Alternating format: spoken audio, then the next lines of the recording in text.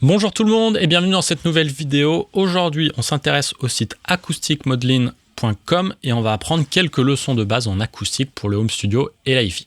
Avant qu'on commence, je vous rappelle que cette vidéo est sponsorisée par moi-même avec mes deux activités, celle d'ingé mastering. Je suis d'ailleurs sur la plateforme Soundbetter et je fais une réduction si vous passez par cette plateforme, donc n'hésitez pas à passer par là pour m'engager comme ingé mastering. Et deuxièmement, mon activité de commercial indépendant en hi-fi et matériel de studio. J'ai d'ailleurs les enceintes ici derrière moi, Dutch & Dutch 8C, qui sont le cœur de mon activité, de superbes enceintes de mastering et de hi-fi. Et j'ai aussi le nouveau casque de chez Audeze, il est déjà en démo et il y a déjà quelques ventes qui ont été effectuées, donc c'est un produit assez prometteur, un super casque de mixage, le fameux son Audeze, donc hyper rapide notamment dans le bas, avec une certaine linéarité qu'on ne connaissait pas trop chez Audeze. Donc voilà, le MM500 de chez Audeze, vous pouvez passer par moi pour l'acheter, je suis au prix de Thomann, donc il y a que des bonnes raisons de passer par moi. Donc n'hésitez pas à m'envoyer un message sur Insta ou Facebook pour en commander un.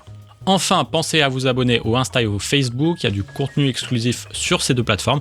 Et n'hésitez pas à laisser un petit message dans les commentaires, je réponds individuellement à chaque commentaire sur YouTube et mes réseaux. Alors, le site acousticmodeling.com, un site en anglais mais avec des termes assez basiques. Il va nous servir en fait pour prévoir, pour prévisualiser, simuler comment se comportent les absorbeurs dits poreux. Les absorbeurs dits poreux, c'est la laine de roche, la laine de verre, toutes les laines qu'on utilise en isolation thermique, mais aussi les mousses, comme les mousses de mélamine, les mousses de polyuréthane, donc ces mousses en pétrole qu'on utilise un peu plus en studio qu'en isolation thermique. Et bien tout ça, on peut prévoir un peu comment ça va marcher avec ce simulateur-là. Je vous rappelle que la laine de roche, la laine de verre, ce sont les matériaux principaux utilisés comme absorbant large bande parce que c'est pas cher, c'est disponible partout dans le pays à des prix vraiment très très bas. Une super solution pour faire des panneaux acoustiques, c'est prendre ces laines-là. C'est ce que j'ai derrière moi. J'ai mis de la laine de roche dans des cadres en bois avec du tissu, 20 cm de laine de roche Rockwool Rockmur. Et ça marche bien. C'est comme ça qu'on fait des panneaux à pas cher. Ça prend du temps évidemment. Et pour que ce soit joli, ça prend encore plus de temps et plus d'argent. Mais voilà, du tissu transparent acoustiquement, donc par exemple du coton assez fin, et un cadre de bois et un peu de laine de roche ou de verre, et vous avez un super panneau d'absorption. Alors, pour bien faire ces panneaux, pour savoir quel produit prendre, dans quelle quantité, etc., il faut d'abord avoir quelques leçons en acoustique, et ce site va nous aider à en apprendre quelques-unes. Déjà, on va commencer par décrire les différents paramètres du site. En fait, on peut créer deux courbes, absorbeur 1 et 2. En vert, ce sera la deuxième courbe, je ne l'ai pas encore mis. Ces paramètres ici vont être ceux qui sont en fait résumés là. Donc c'est la même chose. Absorber thickness, ça va être l'épaisseur en millimètres. Flow, résistivité, c'est la résistivité à l'écoulement de l'air. Sur les fiches techniques des isolants thermiques comme la laine de roche et la laine de verre, c'est pas toujours indiqué, mais si vous regardez dans la documentation du constructeur, vous pouvez la retrouver. Des fois, c'est en kilopascal. En général, ça aussi entre 1000 et 100 000, ces données-là. Air gap, c'est en fait l'espace entre le mur et le panneau. Et c'est d'ailleurs la première leçon que je vais vous montrer, c'est que ce air gap, cet espacement, il est important, il a une incidence en fait sur l'absorption.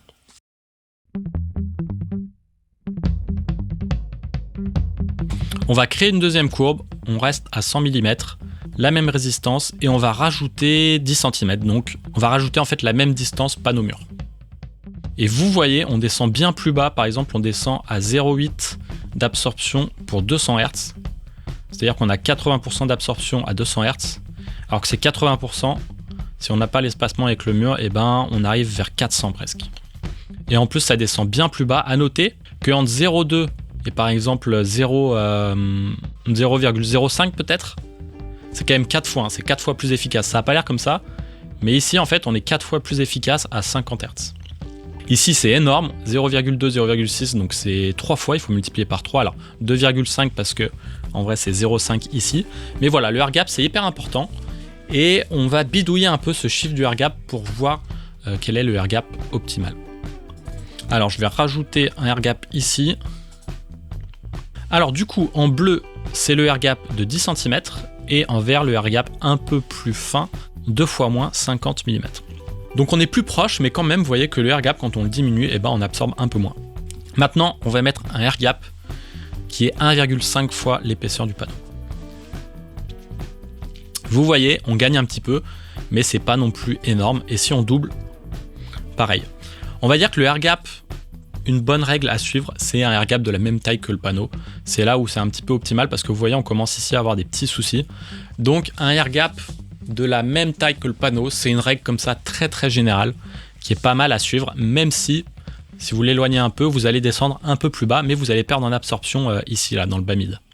Ça donc c'était la première leçon. La deuxième que je veux vous montrer, et qui est hyper importante, c'est l'impact de la résistivité.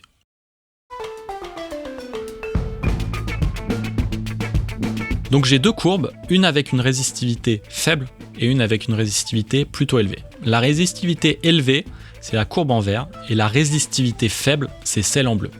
Alors, les isolants avec une résistivité un peu plus faible, ça va plutôt être les laines moins denses. Et inversement, une résistivité élevée, c'est les laines un peu plus élevées. Donc par exemple, les laines de roche bien compactes, souvent, ont une résistivité assez élevée. Et les laines moins compactes, typiquement beaucoup de laines de verre, elles vont avoir une résistivité plus faible. Bon, c'est une règle assez générale comme ça, mais c'est ce qu'on observe quand même dans les laines thermiques. Donc, a priori, une résistivité plus élevée est plus efficace.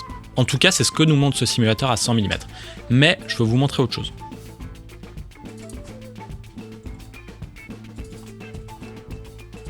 Voilà, j'ai quadruplé l'épaisseur du panneau, j'ai fait un panneau de 40 cm sans air gap. Et on remarque que l'absorbant le plus efficace ici en fait, c'est la résistivité la plus faible. Donc on a un peu une loi quasiment inverse. Et pour approfondir cette leçon, on va aller encore plus loin. On va faire inversement, on va faire un panneau très fin et on va en mettre un très très dense.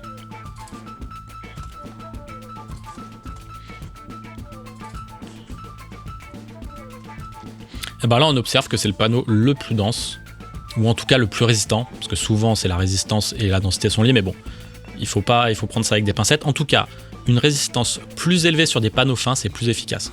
Donc c'est ça la leçon à retenir, hyper importante, c'est que de manière générale, les panneaux les plus fins, il faut un matériau plus résistant, comme par exemple une laine de roche hyper compacte. Des panneaux type isolation des murs, souvent c'est ces panneaux qu'on retrouve dans cette résistance-là. Et les laines les moins denses, qui sont les moins résistantes en tout cas, celles-ci, il faut les utiliser pour les base traps, c'est-à-dire quand vous avez une très très grande profondeur, c'est là où elles vont être beaucoup plus efficaces. Je vous l'ai dit, ces matériaux peu denses, c'est par exemple la laine de verre hyper fluffy, celle qui est jaune ou rose et qui est vraiment hyper légère. En général, elle a des résistivités qui sont de cet ordre-là, autour de 3000, 2000. Mais si vous étiez en train d'acheter tout de suite un panneau de 100 mm de laine de roche type Rockwool Rockmur avec une densité de 35-40 kg par mètre cube, ce qui correspond à une résistivité plutôt élevée de 10 000, je vous arrête tout de suite, il faut que vous appreniez cette autre leçon.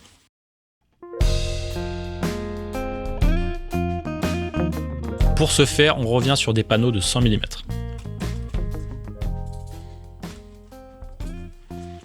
On est de retour sur deux panneaux de 10 cm, un avec une résistivité faible de 3000 pascal seconde par mètre carré et l'autre à 10 000.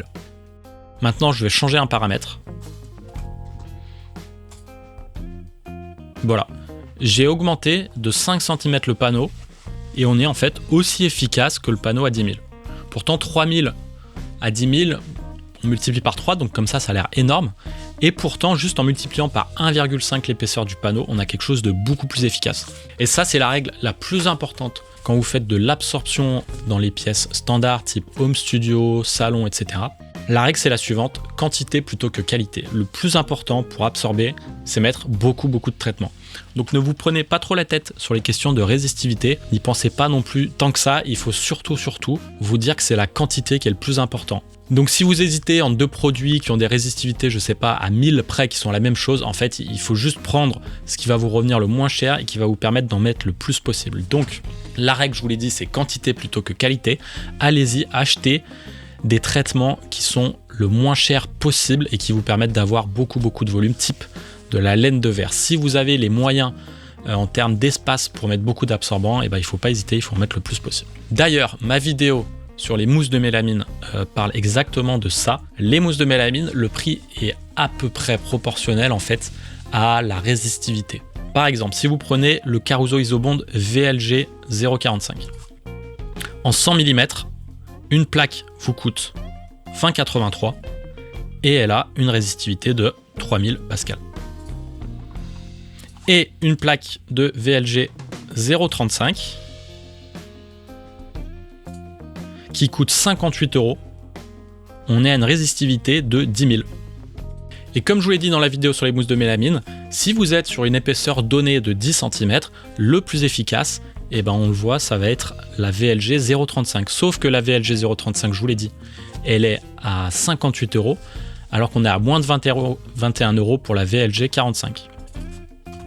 Maintenant, si je double la VLG 0,45, on est plus efficace que la VLG 0,35. Pourtant, ça nous aura coûté 42 € contre 58 €. Par contre, on perd en volume, on perd en espace dans la pièce, mais on est bien plus efficace. Donc ça confirme encore une fois le fait que le plus important, c'est la quantité plutôt que la qualité. Aidez-vous évidemment de ce modélisateur acoustique pour savoir pour quelle épaisseur et quelle résistivité, quel matériau sera le plus efficace, mais vous arriverez toujours à la conclusion suivante, quantité plutôt que qualité. Voilà, c'est un peu les 3 leçons que je voulais vous donner avec ce modélisateur. Je vous invite évidemment à ne pas faire des panneaux trop fins, parce que ce qui va se passer avec ces panneaux, c'est que vous n'allez pas absorber en dessous de 500 ou 1000 Hz. Du coup, vous allez juste tuer l'énergie dans la pièce et pas absorber bas, ça va être hyper brouillon, mais ça, j'en parle dans la vidéo sur les mousses de mélamine. Voilà, c'était un peu une vidéo complémentaire de celle sur les mousses de mélamine. Je vous invite à utiliser ce site pour construire vos panneaux acoustiques. N'oubliez pas que ça reste quand même de la modélisation. Dans la vraie vie, ça se passe pas vraiment comme ça. C'est un peu plus complexe, mais voilà, c'est un bon moyen quand même de prévoir les choses. Si vous m'avez suivi jusqu'ici dans la vidéo, je vous invite donc à vous abonner à la chaîne en activant la petite cloche. N'hésitez pas à poser vos questions en commentaire, j'y répondrai. Et pour acheter le Odez MM500, envoyez-moi un petit message sur Insta et Facebook. Allez, je vous laisse et je vous dis à très vite.